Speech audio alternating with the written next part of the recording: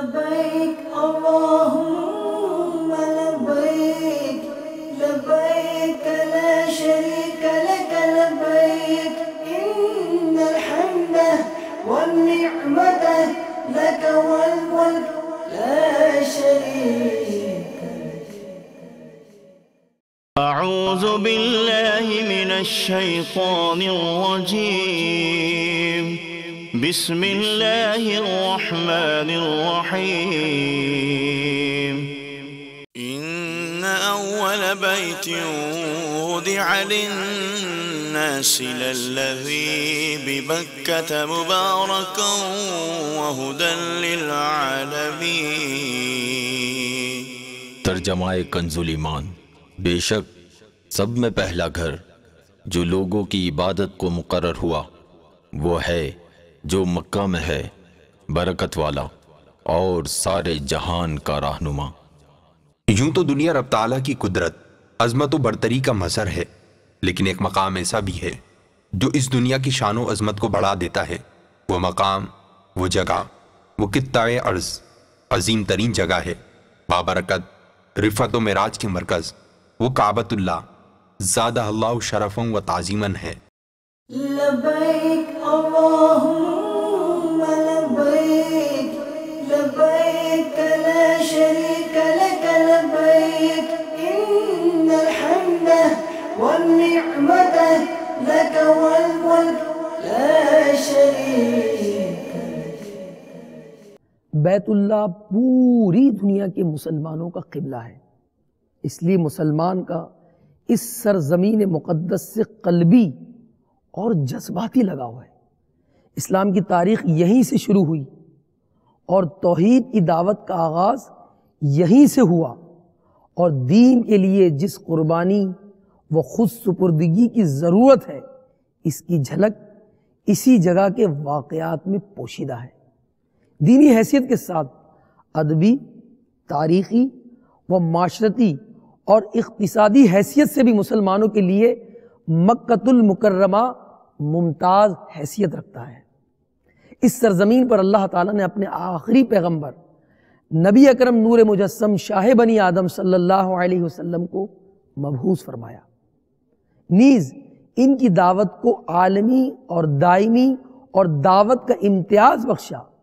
اس سرزمین اور اس کی تاریخ کو ایسی معنویت عطا فرمائی جس کا بیان الفاظ کے ذریعے ممکن نہیں. رب تعالیٰ اپنی لارب کتاب قرآن مجید فرقان حمید میں ارشاد فرماتا ہے وَإِذْ جَعَلْنَا الْبَيْتَ مَثَابَةً لِلنَّاسِ وَأَمْنًا وَاتَّخِذُوا مِن مَّقَامِ إِبْرَاهِيمَ مُصَلًّى وَعَهِدْنَا إِلَىٰ إِبْرَاهِيمَ وَإِسْمَاعِيلَ أَن طَهِّرَا بَيْتِيَ لِلطَّائِفِينَ وَالْعَاكِفِينَ وَالرُّكَّعِ السُّجُودِ. ترجمہ کنز ایمان. اور یاد کرو جب ہم نے اس گھر کو لوگوں کے لیے مرجع اور امان بنایا اور ابراہیم کے کھڑے ہونے کی جگہ کو نماز کا مقام بناؤ، اور ہم نے تاکید فرمائی ابراہیم و اسماعیل کو کہ میرا گھر خوب ستھرا کرو، طواف والوں اور اعتکاف والوں اور رکوع و سجود والوں کے لیے. بیت اللہ کا یہ شرف ہے کہ انسان کی روح اس کی مشتاق اور دل اس کی طرف مائل رہتا ہے اور عشاق زیارت کے لیے مچلتے رہتے ہیں. یہ وہی مقام ذیشان ہے جہاں چاروں پہر بلند ہونے والی صدائیں لبیک اللہم لبیک اللهم لبيك لبيك لا شريك لك لبيك إن الحمد والنعمة لك والملك لا شريك لك. لا شریک لک کی صدائیں روح کو فرحت بخشتی ہیں. کعبۃ اللہ کی تعمیر حضرت ابراہیم علی نبینا وعلیہ الصلاۃ والسلام اور حضرت اسماعیل علی نبینا وعلیہ الصلاۃ والسلام نے کی، لیکن اس سے پہلے کعبہ شریف کی تعمیر کس نے کی اور اس کے تاریخی ادوار کیا ہیں؟ تفسیر عزیزی میں یہ مضمون ملتا ہے کہ جب حضرت آدم علیہ السلام جنت سے زمین پر تشریف لائے تو بارگاہ الہی عز و جل میں عرض کی، خدایا یہاں نہ تو ملائکہ کی تسبیح اور تحلیل سنتا ہوں، نہ کوئی عبادت گاہی دیکھتا ہوں، جیسے آسمان میں بیت المعمور دیکھتا تھا جس کے ارد گرد فرشتے طواف کرتے تھے۔ جواب میں ارشاد ہوا کہ جاؤ ہم جہاں نشان بتائیں وہاں کعبہ بنا کر اس کے ارد گرد طواف کرو، اسی کی طرف رخ کر کے نماز ادا کرو۔ حضرت جبرائیل علیہ السلام حضرت آدم علیہ السلام کی رہبری کے لیے ان کے ساتھ چلے اور انہیں وہاں لائے جہاں سے زمین بنی۔ جی ہاں، یعنی جس جگہ پانی پر جھاگ پیدا ہوا اور پھر یہی جھاگ پھیل کر زمین بنی۔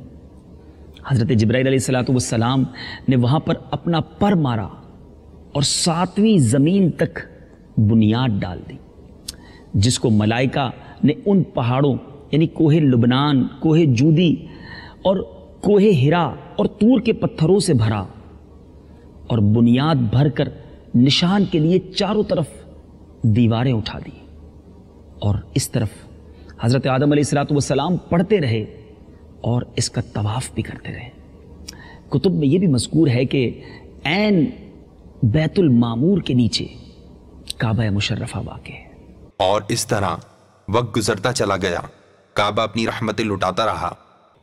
اللہ عز و جل کے معصوم فرشتے لبیک کی ندا کے ساتھ اس مقدس گھر کا طواف کیا کرتے تھے۔ حضرت آدم علی نبینا و علیہ السلام کو جب خانہ کعبہ کی تعمیر کا حکم ہوا تو حضرت جبرائیل امین علی نبینا و علیہ السلام نے زمین کے اس مرکز کی نشاندہی فرمائی، تو اس طرح پہلی مرتبہ کعبہ معظمہ کی بنیاد حضرت آدم علی نبینا و علیہ السلام نے رکھی، جہاں آج خانہ کعبہ بنفس نفیس موجود ہے۔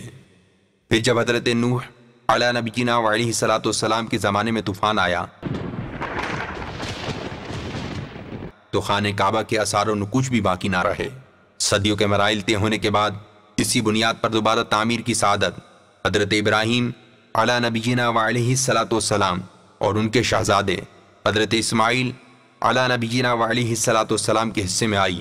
حضرت ابراہیم علی نبینا و علیہ السلام اپنے دست مبارک سے تعمیر فرماتے، جبکہ حضرت اسماعیل علی نبینا و علیہ السلام اپنے دست مبارک سے پتھر اٹھا اٹھا کر اپنے والد محترم کو دیتے۔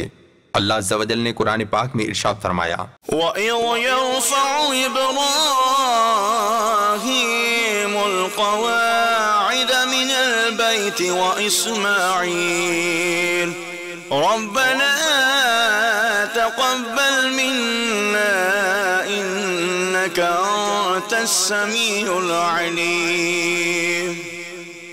ترجمہ کنز ایمان۔ اور جب اٹھاتا تھا ابراہیم اس گھر کی نیویں اور اسماعیل یہ کہتے ہوئے کہ اے رب ہمارے ہم سے قبول فرما، بے شک تو ہی ہے سنتا جانتا۔ ان ادوار کے بعد بھی تعمیر کعبہ کا سلسلہ جاری رہا۔ ایک دفعہ قبیلہ عمالقہ اور جرہم نے اسے بنایا، پھر دوبارہ قصا ابن کلاب نے اس کی تعمیر کی،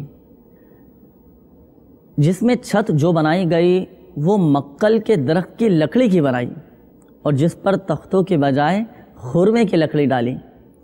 اب کعبۃ المشرفہ کی دوبارہ تعمیر کرنے کی ضرورت محسوس ہوئی۔ اس کی وجہ یہ ہوئی کہ سیلاب وغیرہ کی وجہ سے کعبۃ المشرفہ کی دیواروں میں تغیر آ گیا تھا، تبدیلی آ گئی تھی، لہذا سرداران قریش نے جمع ہو کر ولید ابن مغیرہ کو امیر تعمیر مقرر کیا اور کعبۃ المشرفہ کو دوبارہ بنایا۔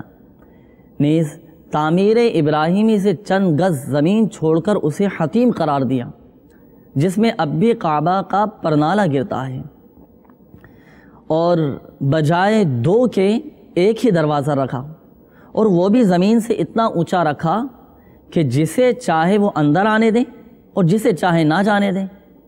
اور خانہ کعبہ کے اندر لکڑی کے ستونوں کی 2 صفیں بنائیں، ہر صف میں 3 ستون تھے۔ چوتھے یہ کہ اس کی بلندی دگنی کر دی گئی۔ وقت اور حالات اپنی رفتار سے بدلتے رہے۔ سیر و تاریخ کی کتب میں بیان کیا گیا، جیسا کہ سیرت ابن حشام میں ہے، جس کا مفہوم کچھ اس طرح ہے کہ پھر تاریخ کا وہ دور آیا کہ جب حضرت عبداللہ بن زبیر رضی اللہ تعالی عنہ نے کعبہ معظمہ دوبارہ بنایا، جس کو بنیاد ابراہیمی پر مکمل کیا، قریش کے فرقوں کو دور کیا، حتیم کو خانہ کعبہ میں داخل کیا اور اس میں زمین سے متصل شرقاً غرباً دروازے رکھے، دیواروں پر نہایت قیمتی ریشمی غلاف چڑھایا، جس کا رواج اب بھی جاری ہے۔ اسعد جو یمن کا بادشاہ تھا، اسی نے مدینہ منورہ کو آباد کیا۔ حضور اکرم صلی اللہ تعالی علیہ وآلہ وسلم سے ملاقات کے شوق میں اس نے یہیں سکونت اختیار کر لی۔ اس کی قوم کے کچھ لوگ بھی یہیں بس گئے۔